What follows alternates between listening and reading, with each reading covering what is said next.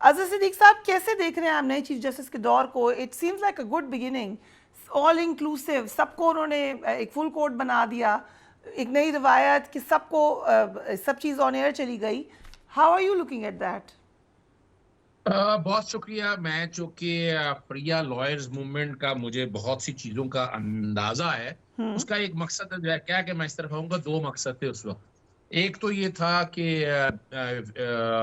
General Parvez Musharraf को हटाना था, और सात जजेस अपनी मर्जी के भर्ती होने थे। वो जजेस मर्जी के भर्ती होकर कल रिजल्ट क्या मिलता वो एक अलहदा इशू है। लेकिन मैं समझता हूँ कि आज अच्छा जेस्चर है, लेकिन बहुत जल्दी कर दी इस सारे मामले में। यानी और उससे बहुत से सवाल उठ गए हैं। यानी आज की लाइव कवरेज से जहां लोग कुछ खुश हुए हैं, बहुत ज्यादा लोग डिसअपॉइंट हुए हैं परफॉर्मेंस से। जिस तरह जजेस ने अल्फाज इस्तेमाल किए, जो जो कुछ होता रहा, और लोग बात कर रहे हैं कि अपने इख्तियारात के लिए तो काम आपने कर दिया, जो 90 दिन के अंदर मामला है इलेक्शन होने थे वो नहीं आया। फिर आपने जो यहाँ बुनियादी हकूक की खिलाफ वर्जी हो रही है वो चीजें सारी सामने नहीं आई। असल जो इशू बात है ना, कि पिछले एक साल से हमारे अदलिया के अंदर एक थोड़ा सा आपस में एक सर, डिवीजन चल आज तो रही थी। पहला दिन था, जरा सांस लेने दें उनको। आपने ज़्यादा हमने भी, मैं एक्सपेक्टेशन नहीं देखिए लगा प्रिया, ली। प्रिया प्रिया मैं ये बात नहीं कहना चाहता। हम्म। मैं जो बात कहना चाह रहा हूँ ना कि यानी पहले दिन ही आप आके, ऐसा कोई था नहीं काम आपको, बाकी काम सारे जो है ना, सुप्रीम कोर्ट को इन ऑर्डर आने दे, रूल। फिर आप देखे ना, यहाँ जब जब ये प्रोसीडिंग चलानी है ना, तो हाई कोर्ट के रूल्स है हमारे, कौन सा केस लेके जाना है। अब तो हर कोई सवाल उठाएगा, तो क्या कर लेंगे आप? 52,000 केस है, तो 52,000 ये कैसे दिखाएंगे आप ये सारे मामले को? ठीक है, आपने एक रवायत अच्छी डाली है, मैं हम्म। उस रवायत को मैं नहीं कह रहा। हम्म। लेकिन जो असल बात समझने वाली है कि इससे बहुत से सवाल ने जन्म ले लिया। और मैं बता दूं आपको हम्म। कि ये जो कानून है ना, जो असल झगड़ा है, झगड़ा बड़ा सीधा से, हम ओखला क्या क्या झगड़ा है, हम कहते हैं कि ये जो पार्लियामेंट ने कानून पास किया है ना, ये सुप्रीम कोर्ट रूल्स में तरमीम हो सकती है। पार्लियामेंट का आइन के आर्टिकल 175, 191 सुप्रीम और फेडरल लेजिस्लेटिव लिस्ट के मुताबिक ये इख्तियार ही नहीं है कि अगर प्रोसीडिंग करनी है, कोई एपेलेट प्रोसीडिंग अगर देनी है, कोई अगर राइट देना है, पहली तो बात है वो जब रोस्टर बनाने का राइट जो है, वो already master of the roster chief justice आप तब्दील करना चाहते हैं, आप सुप्रीम कोर्ट के रूल्स बनाए, और बनाने के बाद आप उसको सुप्रीम कोर्ट में ले आए। लेकिन ये कानून ठहरना रहने दीजिएगा, अगर रखेंगे तो ये एनक्रोचमेंट है। फिर दूसरा ही बड़ा अहम सवाल है कि आप अपील प्रोवाइड करना चाहते हैं आर्टिकल 184(3) के जो डायरेक्ट जुरिसडिक्शन है, जो ओरिजिनल जुरिसडिक्शन है, ओरिजिनल जुरिसडिक्शन में अगर अपील प्रोवाइड करनी है तो आप सबॉर्डिनेट लेजिस्लेशन नहीं कर सकते, कानून सर से नहीं कर, इसके लिए आपको आइन में तरमीम करना होगी। हम्म। यानी ये वो सारे मामला हैं जो बड़े सवालिया निशान। और दूसरा, यानी मेरी खुद समझ से बाहर है कि ऐसा क्या मामला है कि फुल कोर्ट बना दिया जाए। आज फुल कोर्ट भी हेयरिंग आपने देख ली भाई। यहाँ हमारे यहाँ अदालती कॉन्सेप्ट ये हाई कोर्ट में एक जज फैसला करता है, एक जज फैसला करता है और उसके बाद मामले जाते हैं। ये फुल कोर्ट ठीक है कि ठीक है। आपने एक ठीक उसको है एतराजात सर। आए थे। अब आपका आपका डिसेंट आ गया, डिसेंटिंग पॉइंट हक है हर एक का डालने का, आपने वो बता दिया। डॉक्टर साहब, थोड़ी सी आपकी पार्टी की सियासत के ऊपर, महमूद मौलवी साहब आपकी पार्टी के साथ ही हैं? आपने स्टेटमेंट देखी है उनकी, जो उन्होंने कहा है कि ख़ासतौर पे अमेरिकन काउंसिल जनरल के हवाले से, आप इंफॉर्मेशन सेक्रेटरी हैं, हाउ डू यू रिस्पॉन्ड? लेकिन जो मौलवी महमूद साहब पिछली सीएसी के अंदर तशरीफ़ लाए, और आपको पता है कि लाहौर में अभी हमारी रिसेंटली ये पार्टी की मीटिंग हुई जिसमें मुख्तलिफ इशूज़ अंडर डिस्कशन आए। उसके बाद चूँकि उनका एक अपना नुक्ता नज़र और एक अपना लाए अमल है, और ज़ाती हैसियत में कोई अगर स्टेटमेंट देते हैं या ज़ाती हैसियत में कोई इस तरह की उनकी ट्वीट या कोई इन्फॉर्मेशन वो मीडिया से शेयर करते हैं, तो पार्टी की सतह पे हम किसी की भी ज़ाती राय जो है वो पार्टी पॉलिसी नहीं समझते, नंबर वन। नंबर टू ये है कि पाकिस्तान जो है इस वक्त जिस सिचुएशन से गुजर रहा है, अज़हर सदीक साहब को काफ़ी नागवारी हुई है कि भाई फुल बेंच कैसे बन गया या फुल कोर्ट कैसे बन गई। तो फुल कोर्ट जो है एक कलेक्टिव विजडम को आप ब्रुए कार लाते हुए नेशनल इश्यूज और नेशनल इंटरेस्ट के साथ जुड़े जो केसेस हैं, जिस पर डिवीजन होती है, डिवाइड होती है, आप फिर सब मिल के एक फाहम तफहीम और फहम फरासत के साथ कोई फैसला देते हैं, तो किसी की दिल आज़ारी नहीं होती है। और ये एक बेहतर चीफ जस्टिस साहब की तरफ से इकदाम है और हम उनको सराहते भी हैं, सपोर्ट भी करते हैं। जो इन्होंने कहा कि जी 52,000 केसेस पेंडिंग है, तो मुझे बताएं कि उनमें से कितने केसेस एक रिसर्च वर्क इस पर करने की ज़रूरत है। जो था बंदयाल साहब के दौर में जब वो आए थे तो केसेस कितने थे और उनके दौर में केसेस कितने बढ़े, क्योंकि अननेसेसरी उन इश्यूज़ में उन्होंने अपना वक्त ज़ाया किया और इन्वॉल्व किया, अपने आप को पोलिटिसाइज किया और अंगेज किया उन सारे इररेलेवेंट केसेस के अंदर, जहाँ पे किसी एक मखसूस जमात को तो फ़ायदा हो सकता था, लेकिन पब्लिक एट लार्ज जो थी उनके जो इश्यूज थे वो बहुत कम उन्होंने सुने। तो ये किसी एक शख्सियत से जुड़ा सुप्रीम कोर्ट का रोल नहीं होना चाहिए। Supreme court means supreme judiciary.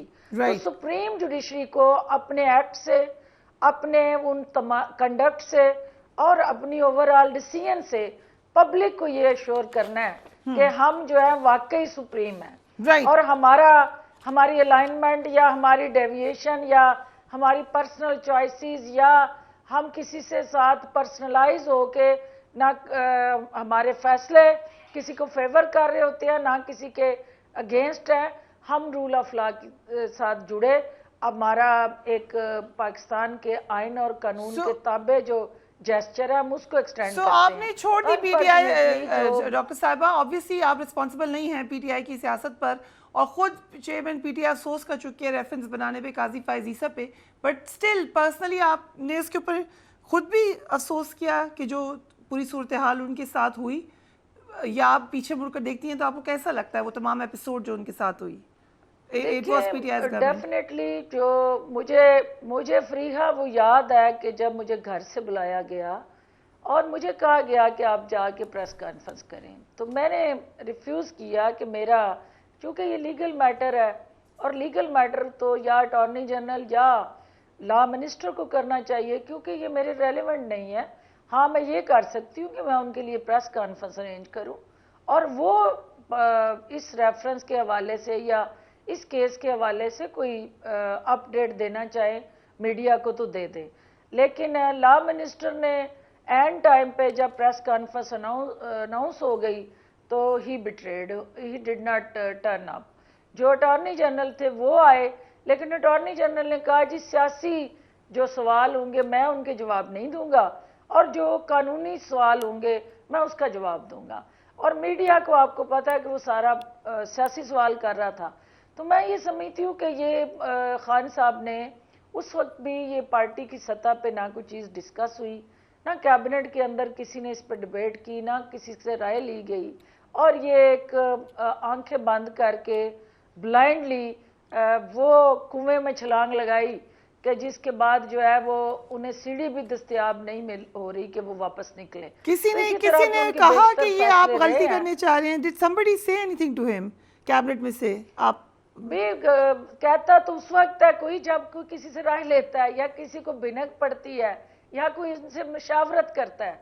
अगर चंद अफराद उनके साथ बंद कमरे में बैठ के मशावरत करके तो वो लीगल टीम कोई चीज़ ले आती है सामने, तो यकीनन वो पार्टी पॉलिसी लीडरशिप चूँकि वो ऑन कर रही होती है और लीडरशिप की तरफ से इनिशिएटिव होता है, तो जो आपकी कैबिनेट है या जो उनके साथ जुड़े एसोसिएट्स हैं वो आपको कमरे के अंदर तो कन्फ्रंट करते हैं लेकिन कमरे के बाहर फिर अपनी लीडरशिप को सपोर्ट करते हैं। तो लेकिन उसके बाद लोगों ने उस पर रिजर्वेशन दी, लोगों ने उस पर इस चीज़ को डिस्प्लेयर भी किया कि हमें इतने महाज नहीं खोलने चाहिए, लेकिन वो जो और लोगों ने यू टर्न भी लिया, लोगों ने ये भी कहा कि हमने तो ये करना ही नहीं था। तीर कमान से निकल चुका था और जब तीर कमान से निकलने के बाद उन्होंने तीर को पकड़ने की कोशिश की तो तब तक तीर जो था वो निशाने पे जाके लग चुका था। राइट। तो उसकी वापसी असद सिद्दीक साहब इस पे कुछ ऐड करना चाहिए डॉक्टर साहब?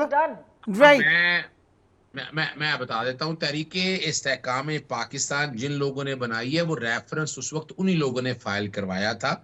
आज हम उससे हट जाएं तो वो एक अलहदा बात है। मैं उनसे रखूंगा। आपने बड़ा एक स्पेसिफिक सवाल पूछा था महमूद मौलवी साहब का। महमूद मौलवी साहब ने सच बता दिया ना। देखिए, सच बाल के फेस करना चाहिए और उसका सबूत क्या है, सबूत उठाकर देख ले। कि इनमें से सियासी, यानी आज हम बातें कर रहे हैं कि लूट मार पता नहीं क्या क्या, कितने के केसेस बना लिए, उस्मान बुजदार के खिलाफ कितने केसेस आगे, जो चीनी चोर कहते थे वो कहां चले गए। यानी ये सारी जो बातें हैं ये रिटोरिक्स है, यानी इससे हासिल कुछ नहीं होना। जो समझना है कि इस मुल्क का नुकसान क्या हुआ, इस मुल्क का नुकसान ये तहरीके इस्तेहकाम में बैठे हुए लोगों ने जो जाकर इन लोगों का साथ दिया, इमरान खान की गवर्नमेंट को गिराया। आज आपके मुल्क की इकोनॉमी क्या हो चुकी है। फिर यही बात नहीं है, फिर एक काम नहीं इन्होंने किया, इन्होंने क्या क्या कुछ किए तहरीके अदम एतमाद के हवाले से जो बातें थी सामने आ गई। अब अमेरिकन इंटरफेरेंस आप देख सकते। बट अज़र सिद्दीक साहब की आवाज़ हमें क्लियर नहीं आ रही है। डॉक्टर साहब अगर इस पर रिस्पॉन्ड करना चाहती हैं, बट जी सारा कुछ बता दिया। देखिए, मैं सिर्फ ये कहना चाहती हूँ कि अज़र सिद्दीक साहब चूँकि उस सिनेरियो के अंदर बहुत बाद में इनकी एंट्री हुई और जिनके हवाले से ये निशानदेही कर रहे हैं, मैं समझती हूँ कि आज पीटीआई को असल वही अदाकार और फनकार थे जिन्होंने इस नहज पे पहुंचाया और इस बेबसी में उनको बंद गली के अंदर ले गए कि जहाँ पे अगर सियासी फैसले होते, अगर अवामी फैसले होते, अगर मुल्की मफाद के अंदर जो है वो कलेक्टिव विजडम से फैसले होते, तो यकीनन फिर ये सूरत हाल मुख्तलिफ होती। जब वहाँ वन मैन शो हो और वहाँ मैं कल्ला ही काफ़ी हूँ का नारा लगे, तो फिर वहाँ पार्टियां नहीं चला करती। पार्टियों के अंदर जमहूरियत होती है, डिक्टेटरशिप नहीं होती। और पार्टी के अंदर अगर जमहूरियत नहीं है तो मुल्क के अंदर वो जमहूरी सोच और कल्चर आ ही नहीं सकता। जिस हवाले से आप गुफ्तगू कर रहे हैं मौलवी महमूद साहब के हवाले से, देखिए मौलवी महमूद का एक आज की बात नहीं है। जब वो पीटीआई के अंदर थे उस वक्त भी अमेरिकन एम्बेसडर उनके घर जाता था, उस वक्त भी अमेरिकन एम्बेसडर के साथ उनके सारे पीटीआई के दोस्त बार-बार खाने खाते थे। डॉक्टर साहब ये बात सही है, डिसोन तो करना चाहिए, बिकॉज उन्होंने जो स्टेटमेंट दी है वो काफ़ी, आई डोंट नो, मेरे नहीं ख्याल आप उससे मुत्तफिक होंगी। कोर्ट अनकोर्ट उन्होंने तो डायरेक्ट कह दिया है कि उनकी काउंसिल जनरल से मुलाकात हुई है और ये बात कही गई। मुलाकात हुई भी थी तो क्या वो ऑफ रिकॉर्ड थी, क्या उनको ये बात करनी चाहिए थी? There so many things, you know it better than I do as information minister. तो क्या आपको पार्टी पॉलिसी वाज़ेह नहीं करनी चाहिए इस पर? देखिए, इसमें वही जो हमारे एम्बेसडर्स या उनके साथ जुड़ा पॉलिटिकल काउंसलेट या वो तरीन साहब से भी मिले, बाकी लीडरशिप से भी मिलते रहते हैं। अभी रिसेंटली भी मिले, लेकिन कोई शख्स पंजाब से मिले, ग्वादर में गए, क्या करके गए ये सारे हैं इस नहीं। देखिए जो मिलने दे अज़र सिद्दीक साहब, लड़ाइयाँ तो नहीं करनी सबसे। Let's meet people. तो क्यों मुझे ये बताएं, आप अज़र सिद्दीक साहब से ये पूछ लें कि क्या जिन लोगों से आप दिन की रोशनी में मिल रहे हैं और रात की तारीकी में मिल रहे हैं, दोनों में क्या फ़र्क है? आप रात की तारीकी में नाश्तों पे और एम्बेसडर्स के घरों में बैठ के आप एनआरओ मांग रहे हैं और सहूलतकारी मांग रहे हैं और सारा अमेरिकन थिंक टैंक और लॉबिस्ट हायर करके उन कंपनीज को अपने लीडरशिप के लिए गुडविल क्रिएट कर रहे हैं। और फिर ये मुनाफिकत क्यों करते हैं आप खुल के या उनके साथ उनको ऑन करें या डिस ऑन करें? ये आपका जो है वो दोहरा रवैया और दोहरा अमल जो है, इसी ने पाकिस्तान को नुकसान पहुंचाया। साहब बता दें, लंदन में आप किससे मिले थे ये बता दें। इतनी बातें कही हैं, मैं जवाब दे दूं हाँ ना, ये बेसिकली तो देखें, ये हमने जो इससे मिलते हैं दिन की तारीकी, दिन की रोशनी में मिलते हैं, ये रात की तारीकी में और मुख्तलिफ उन जगहों पर लुका छुपी से मिलते हैं। हम डंके की चोट पे मिलते हैं क्योंकि इस पाकिस्तान के शहरी होते हुए किसी से मिलना जुर्म नहीं है। ठीक जी, साहब ये है कि हमारा मकसद क्या है और आपका मकसद क्या है, दोनों में बहुत फर्क है। मेरे से ना जवाब ले ले मेरे से। अभी देखें फरिया, पिछले 17 महीने से जो कुछ हो रहा है, जिस तरह इस निजाम को चलाया जा रहा है, इस हाइब्रिड निजाम को आपके सामने है, और उसी निजाम में अंदर से तहरीके इस्तेहकाम पार्टी, ये कोई रवायती पार्टी निकली है? इनको बनाने वाले कौन है? ये सारा कुछ आ गया, फिर खुद मान लिया कि अमेरिकन एम्बेसडर किस कैपेसिटी में पेमेंट कर। चलिए, ये very interesting question. 22 लोगों के साथ चलती क्या रही। इनका काम है? We'll wrap it up here. Doctor साहब बहुत शुक्रिया, अजीज साहब आपका भी बहुत शुक्रिया।